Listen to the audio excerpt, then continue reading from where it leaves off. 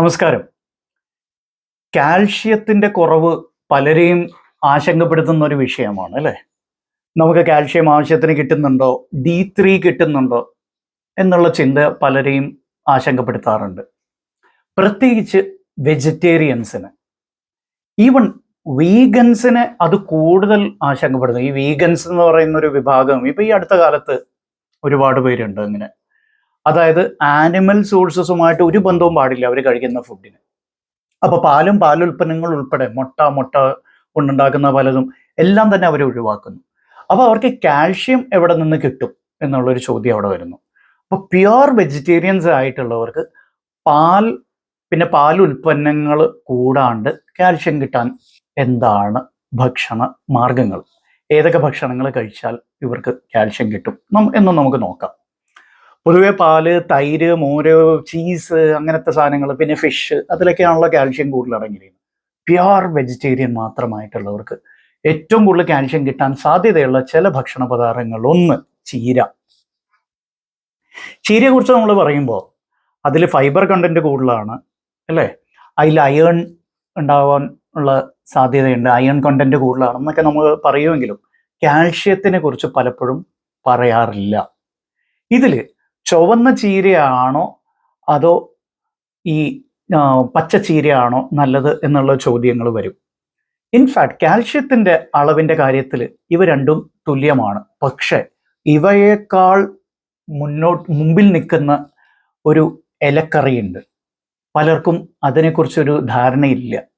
നമ്മുടെ നാട്ടിൽ സുലഭമായിട്ട് കിട്ടുന്ന ഒരു ഇലക്കറി വളരെ ചീപ്പായതുകൊണ്ട്, ഫ്രീ ആയിട്ട് കിട്ടുന്നതുകൊണ്ട് ആർക്കും വിലയില്ല. എന്താ സാധനം എന്നറിയോ? മുരിങ്ങയില.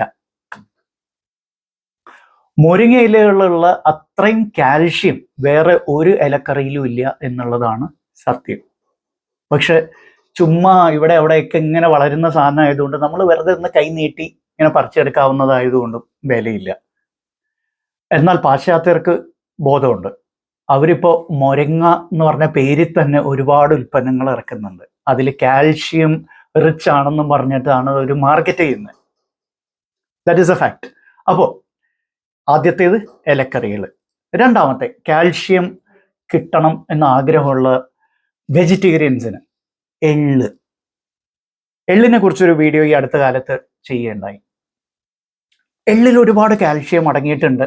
നമ്മുടെ ശരീരത്തിന് ആഗിരണം ചെയ്യാൻ പറ്റുന്ന പാകത്തിനുള്ള കാൽഷ്യമാണ്. ഈവൻ വൈറ്റമിൻ ഡി എള്ളിലുണ്ട്. എള്ള് വളരെ നല്ലൊരു ന്യൂട്രീഷണൽ പവർ ഹൗസ് ആണ്. പക്ഷെ ആകെ പ്രശ്നം എന്താണെന്ന് വെച്ചാൽ എള്ള് മാത്രമായിട്ട് കഴിക്കാൻ നമുക്ക് സാധ്യമല്ല. അതായത് ഓരോ ദിവസത്തെ ആവശ്യത്തിന് മാത്രം നമുക്ക് എള്ള് കഴിക്കണം എന്നുണ്ടെങ്കിൽ, ആ കാൽഷ്യത്തിന്റെ ആവശ്യത്തിന് എള്ള് കഴിക്കണം എന്നുള്ളതിൽ കപ്പ് കണക്കിന് നമ്മൾ എള്ള് കഴിക്കേണ്ടി വരും. അത് സാധ്യമല്ല. എള്ള് വളരെ ചെറിയ അളവിലാണ് നമുക്ക് ഉപയോഗിക്കാൻ സാധിക്കുക. എന്നാലും നമ്മുടെ ദൈനംദിന ജീവിതത്തിന്റെ ഒരു ഭാഗമാക്കി മാറ്റേണ്ട ഒരു വസ്തുവാണ് എള്ള് എന്നാണ് ഈ എളിയവന്റെ ഒരു അഭിപ്രായം. എള്ളിനെ കുറിച്ച് എൻ്റെ അഭിപ്രായം. അപ്പോൾ that is item number 2. Item number 3 വളരെ രസകരമാണ്. Dry fruits. ഡ്രൈ ഫ്രൂട്ട്സിൽ കാൽഷ്യം വളരെ റിച്ച് ആയിട്ടുള്ള ഒരു വസ്തുവാണ് ബാദാം, ആൽമണ്ട്സ്. ആകെ പ്രശ്നം എന്താണെന്ന് വെച്ചാൽ ആൽമണ്ട്സ് ഒരു ശരാശരി മനുഷ്യന് കഴിക്കേണ്ട അളവിൽ കഴിച്ചാൽ കാൽഷ്യം ആവശ്യത്തിന് കിട്ടില്ല. ഉദാഹരണം, സാധാരണ പ്രമേഹമുള്ളവരിൽ നമ്മൾ പറയുന്നത് ഒരു ദിവസം ചെറിയ ആൽമണ്ട് ആണെങ്കിൽ, അതൊരു സ്വീറ്റ് ആൽമണ്ട് എന്ന് പറയും. സ്വീറ്റ് ആൽമണ്ട് ആണെങ്കിൽ 5-6 എണ്ണം, വലിയ ആൽമണ്ട് ആണെങ്കിൽ മേ ബി 8 എണ്ണം അല്ലെങ്കിൽ മാക്സിമം 10 എണ്ണം ഒരു ദിവസം കഴിക്കാൻ പാടുള്ളൂ എന്ന് പറയും. ഇവിടെ വിഷയം എന്താണെന്ന് വെച്ചാൽ നമ്മുടെ ശരീരത്തിന് ആവശ്യമായിട്ടുള്ള കാൽഷ്യം വേണമെങ്കിൽ നിങ്ങൾ ഒരു കപ്പ് മുഴുവൻ, ഒരു കപ്പ് എന്ന് പറയുമ്പോൾ ഏതാണ്ട് 200 ml ഉള്ള ഒരു കപ്പ് മുഴുവൻ നിങ്ങൾ ബദാം ഒരു ദിവസം കഴിക്കേണ്ടി വരും, വിച്ച് ഇസ് നോട്ട് പോസിബിൾ. അപ്പൊ അങ്ങനെ കഴിക്കുന്നതിലൂടെ നമുക്ക് വളരെ കുറച്ച് കാൽഷ്യം, നമുക്ക് പ്രാക്ടിക്കലായിട്ട് കൂടി ചിന്തിക്കണമല്ലോ. അപ്പൊ ഏറ്റവും പ്രാക്ടിക്കലായിട്ട് നമുക്ക് ചെയ്യാവുന്ന കാൽഷ്യത്തിന് എന്തൊക്കെയാണ്? ഏറ്റവും പ്രധാനമായിട്ട് നമുക്ക് ചീര കൂടുതൽ ഉപയോഗിക്കാം.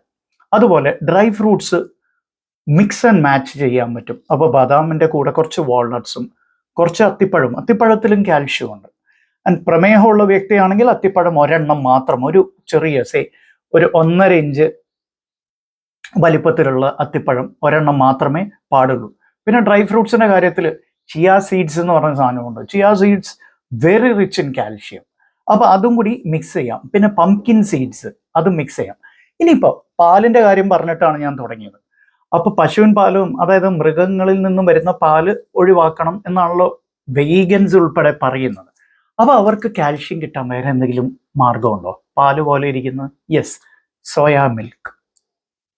ഇൻഫാക്ട് സോയാബീൻ കാൽഷ്യത്തിൻ്റെ നല്ലൊരു ഉറവിടമാണ്.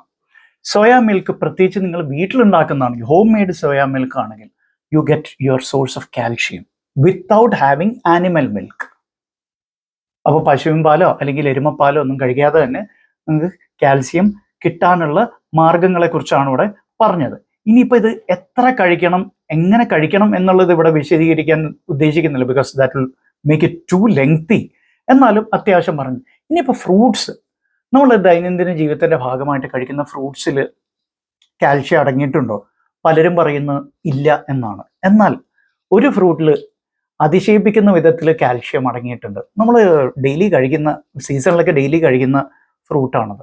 ചീപ്പ് ആൻഡ് ഈസിലി അവൈലബിൾ ഓറഞ്ചസ്. ഓറഞ്ചിലും മുസമ്പിലും സാമാന്യം നല്ല അളവിൽ കാൽഷ്യം അടങ്ങിയിട്ടുണ്ട്, which is a fact. And അതിൻ്റെ കൂടെ വൈറ്റമിൻ സി, ഓഫ് കോഴ്സ് നമുക്ക് എല്ലാവർക്കും അറിയാം, സിട്രസ് ഫ്രൂട്ട്സ് വൈറ്റമിൻ സി അടങ്ങിയിട്ടുണ്ടെന്ന്. പക്ഷേ ഇൻഫാക്ട് വൈറ്റമിൻ സി നമുക്ക് കിട്ടാവുന്ന വേറൊരു സാധനം കൂടി നമ്മളിപ്പോൾ ഈ അടുത്ത ദിവസങ്ങളിൽ വീഡിയോ ചെയ്തിട്ടുണ്ട്, കിഴങ്ങ്. അത് കാണാൻ മറക്കണ്ട, അതിലും കാൽഷ്യം ഉണ്ട്, which is a fact. Sweet potato calcium അടങ്ങിയിട്ടുണ്ട്.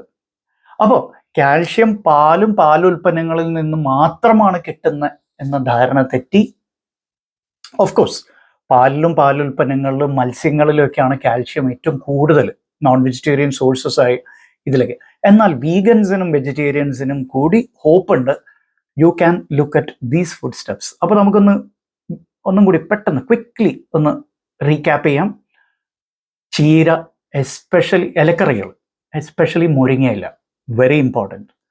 അതുപോലെ ബാദാം ആൻഡ് ചിയ സീഡ്സ്, അതുപോലെ ഡ്രൈ ഫ്രൂട്ട്സ്, ഫിഗ്സ്, അത്തിപ്പഴം ഉൾപ്പെടെ. പിന്നെ soya milk, you can try that. Oranges, സീസണിലാണെങ്കിൽ ഓറഞ്ചസും മുസമ്പിയൊക്കെ സാമാന്യം നല്ല രീതിയിൽ കാൽഷ്യം കിട്ടും. So thanks for watching. If you have liked it, നിങ്ങൾ ലൈക്കും സബ്സ്ക്രൈബും ചെയ്യാൻ മറക്കരുത്. And by.